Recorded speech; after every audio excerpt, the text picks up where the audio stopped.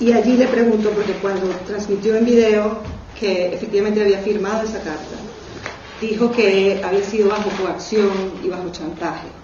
Y a mí me gustaría que usted nos describiera qué es lo que pasó, es decir, ¿a qué se refiere usted cuando dice que firmó bajo coacción? Explíqueme qué significa que era eso, o atenerse a las consecuencias, como escribió, y también lo comunicó en video. Bueno, atenerme a las consecuencias era quedarme en el país, esperar el juicio que me tenían preparado. Yo no acepté las 3 llamados que me hizo el Ministerio Público para que me presentara al ministerio, a las oficinas del fiscal. Al no presentarme en las 3 oportunidades, me ordenaron una orden de aprehensión. Tenían cargos de terrorismo, entre otros. El más serio era ese de terrorismo, lo cual, por supuesto, implica unos cargos muy serios y unas posibilidades de ir a todos esos centros de tortura que han sido convertidos hoy las cárceles venezolanas. Cuando usted decía coacción, ¿me puede describir cómo fueron los hechos en la residencia del embajador de España? ¿Qué fue lo que pasó? Porque efectivamente Jorge Rodríguez ha recreado y ha dicho un montón de cosas en estos últimos días sobre conversaciones que se dieron allí, y a mí me gustaría que usted nos dijera cómo ocurrieron los hechos antes y en el momento de la firma de ese documento. Mira, la coacción viene y se interpreta de distintas formas. Al tú no poder expresarte libremente, al tú no poder decir las cosas como las pido. El señor Rodríguez y su hermana Delcy, la vicepresidenta, fueron a la residencia de la Embajada de España con un texto que habían preparado y el cual tendría yo que firmar, suscribir, para poderme salir de la residencia y venir a España, como yo aceptaba una oferta que me hicieron de venir en calidad de asilado a este país. Ese texto iba y venía, nosotros hacíamos algunas observaciones, ellos la devolvían con otras, en fin, fueron casi 48 horas muy tensas, por eso es que yo hablo de coacción, porque no fue una situación donde tú libremente suscribes un documento. No fue una sola reunión. Fueron 2 días, dos días de varias reuniones, porque el documento hacíamos unas enmiendas y volvían con otros comentarios. Eso fue así. En la residencia nos brindó el espacio para que nosotros pudiéramos conversar con los emisarios del gobierno, y terminamos con un texto que yo firmé, aunque yo decía que aceptaba la decisión, acataba la decisión, aunque no estaba en acuerdo con ella. Yo dejé bien claro mi desacuerdo por las decisiones. La acato porque no tenía otra opción pero sí estaba en desacuerdo con la decisión. Así fue que sucedió todo. Y es cierto que algunas veces se presentaron cuando usted estaba dormido y se lo sacaron de la cama, como se ha dicho. No. ¿Eso ha sido así, no? No. Okay. Esas fueron reuniones que se hicieron, algunas duraron mucho tiempo, varias horas, pero en horas hábiles, okay. no en horas de descanso. Vale. Y se mostraron fotos, se mostraron grabaciones de esas conversaciones que se estuvieron de forma personal y en privado en la embajada. En esa foto aparece el embajador de España en Venezuela. Sí. Y entonces, evidentemente, me gustaría saber cómo interpreta usted que se hayan tomado registros de esas conversaciones para luego divulgar lo que sucedió, y que se haya hecho en la embajada. ¿Es un asunto normal y regular? ¿Debió el embajador de España participar y ayudarlo o cómo lo ve?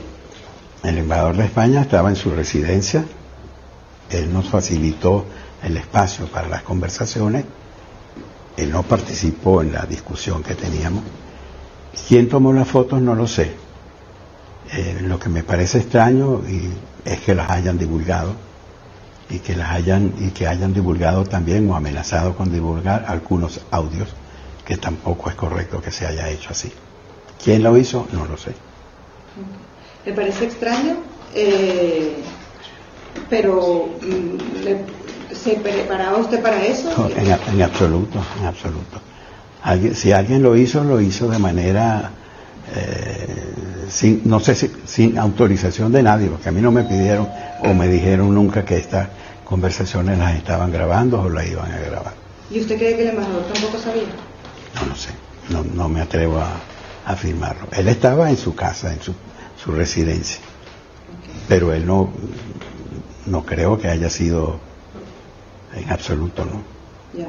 ¿Y qué rol jugó en este proceso de 48 horas el expresidente José Luis Rodríguez Zapatero? Entiendo que él era el artífice de promover ese encuentro, y estaba, como lo ha hecho en otras ocasiones, a decir verdad, él ha estado detrás de varias acciones de liberación de presos políticos, ha estado involucrado en el pasado. En esta oportunidad entiendo yo que también estuvo muy involucrado.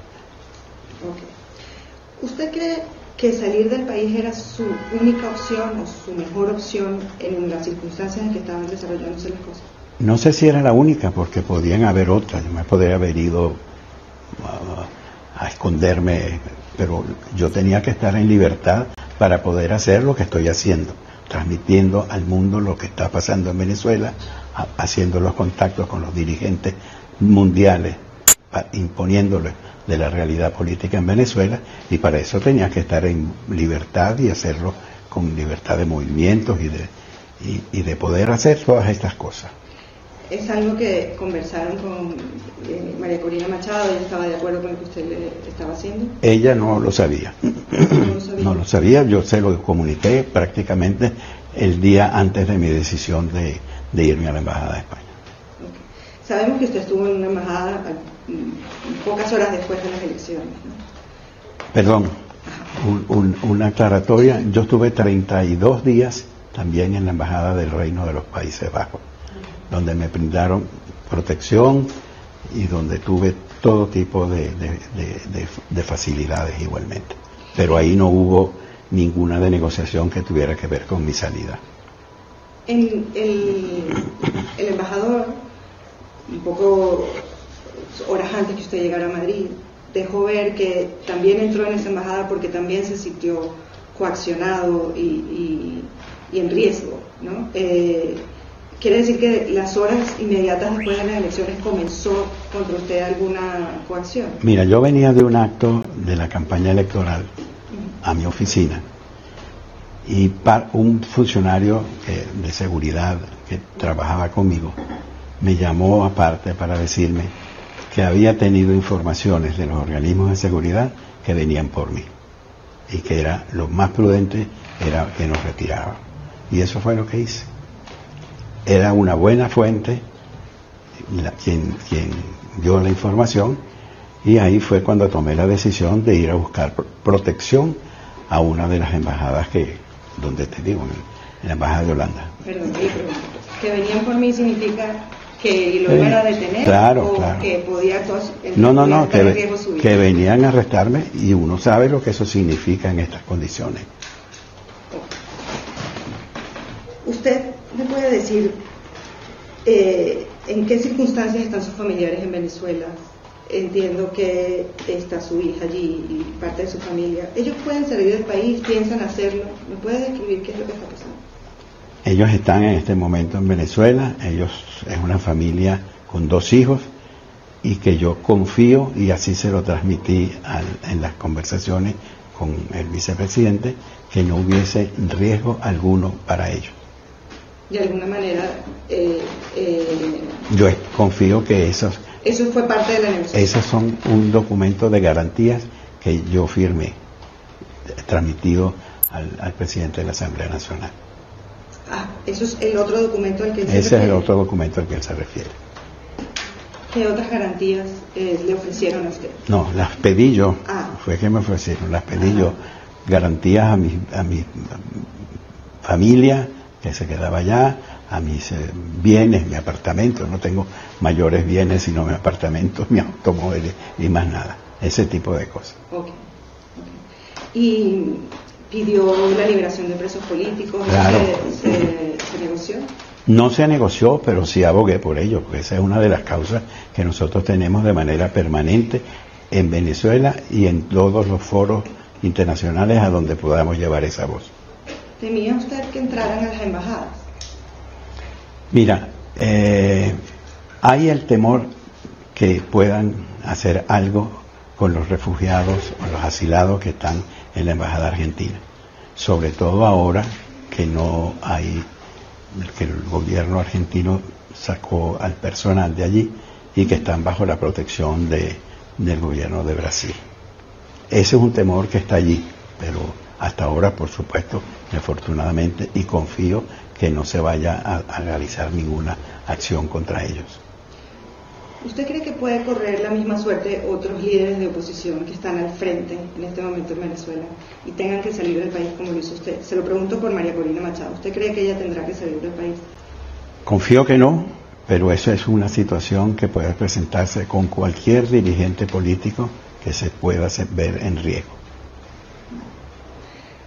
Bueno, lo que ahora le quería preguntar es y pedir apoyo internacional. Y usted ya ha recibido apoyo internacional, ha recibido el respaldo del Parlamento español, el respaldo del Parlamento europeo. Muchos países latinoamericanos han reconocido y han defendido que tienen que presentarse las actas. Un reclamo que hace usted también, Estados Unidos. En el pasado, la oposición también tuvo mucho apoyo internacional, pero eso no logró conseguir una transición a la democracia en Venezuela o un cambio político. ¿Qué cree usted que se tiene que hacer ahora diferente para que esta vez sí se consiga esa garantía y se pueda el 10 de enero usted juramentar? Que se respete el derecho y la voluntad de 8 millones de electores que escogieron y votaron por mí el 28 de julio. Ese es lo más importante, ese es el capital más grande que tenemos en esta oportunidad. ¿Pero qué cree que tienen que hacer los países que apoyan en este momento que el resultado electoral?